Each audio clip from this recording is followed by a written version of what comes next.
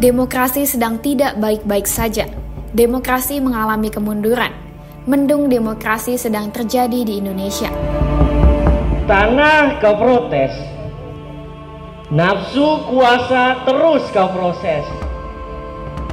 Benar-benar negeri ini sedang tidak beres.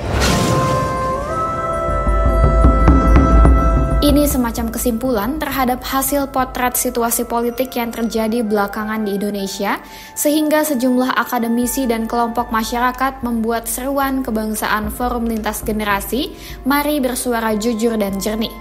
Kegiatan ini diselenggarakan di Sekolah Tinggi Filsafat Griyakara, Jakarta Pusat pada Senin 27 November 2023.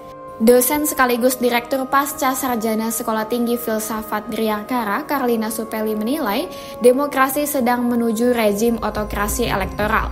Seorang pemimpin yang dipilih secara demokratis malah secara perlahan membajak berbagai institusi demokrasi. Bila kita cermat menggali sumber gejala, kita dapati tanda-tanda. Sebutlah alarm tanda bahaya bagi demokrasi sudah menyala sejak tahun 2019.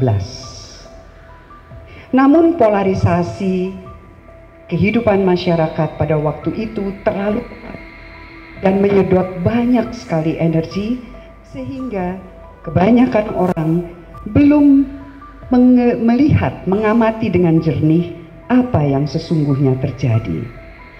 Tidak seperti kudeta militer tengah malam yang mudah diamati, perusakan demokrasi berjalan dari dalam sistem demokrasi itu sendiri dengan memanfaatkan kerangka hukum.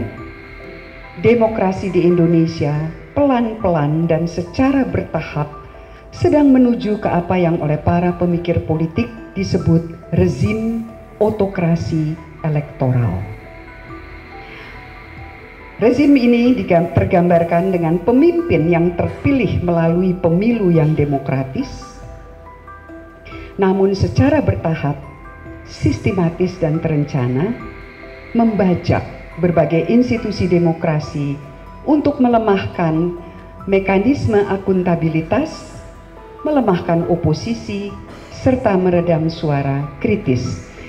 Wajah demokrasi masih ada, masih kelihatan. Tapi makin lama makin hanya di permukaan. Inilah alasan para pemikir politik menilai otokrasi elektoral jauh lebih berbahaya daripada otoritarianisme yang pernah kita alami di zaman Orde Baru.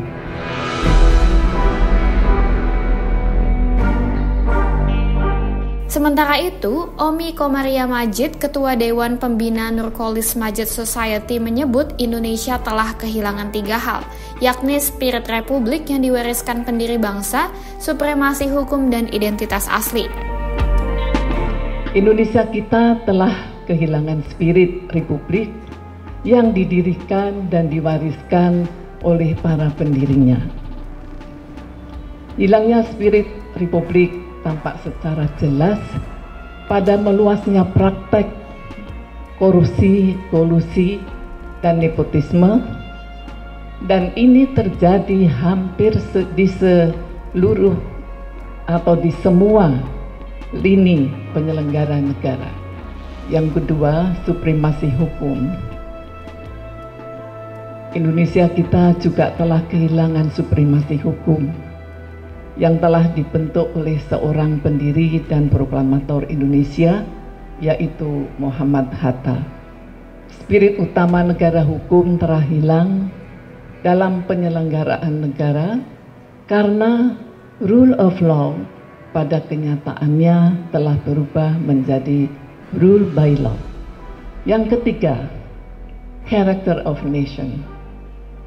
Bangsa Indonesia telah kehilangan karakter dan identitas aslinya melalui pertunjukan politik dan kekuasaan yang brutal dengan menghalalkan segala cara.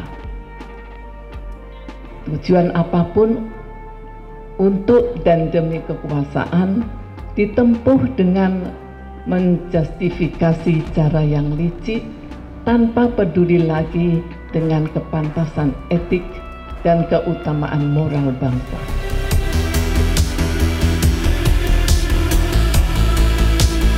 Diskusi ini menghasilkan seruan yang intinya adalah demokrasi mesti ditegakkan. Pemilu yang sudah ada di depan mata mesti mengedepankan asas luber jurdil, langsung, umum, bebas, rahasia, jujur, dan adil. Selain itu, masyarakat juga diharapkan untuk turut mengawal pesta demokrasi ini.